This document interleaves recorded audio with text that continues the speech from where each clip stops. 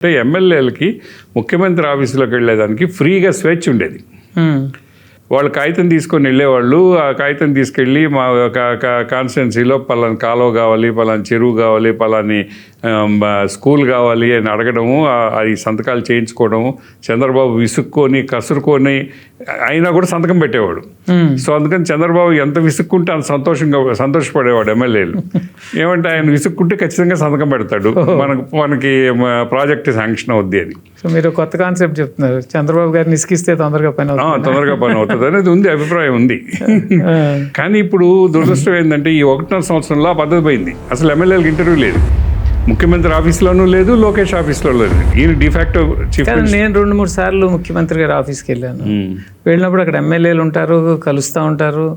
ఈ వాళ్ళు ఇచ్చే విన్నపాలు అవన్నీ ఆయన తీసుకుంటూ ఉంటారు. ఈ జరుగుతానే పాత రోజుల్లో జరిగే ఎమ్మెల్యేల కలయికకి ఇప్పటికీ చాలా తేడా ఉంది. పాత రోజుల్లో నేరుగా రూమ్లోకి పోయేవాళ్ళు, రూమ్లో కూర్చొని మాట్లాడి వాళ్ళ పర్సనల్ విషయాలు చెప్పుకొని ప్రజలకు సంబంధించి చెప్పుకొని బయటకు వచ్చేవాళ్ళు.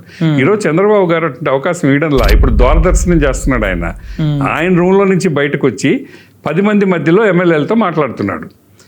10 మంది మధ్యలో ఎమ్మెల్యేలతో మాట్లాడితే ఎమ్మెల్యే ఏం మాట్లాడగలడు? మాట్లాడలేడు కదా. సొంత విషయాలు ఏదైనా ఉంటే మాట్లాడలేడు కదా.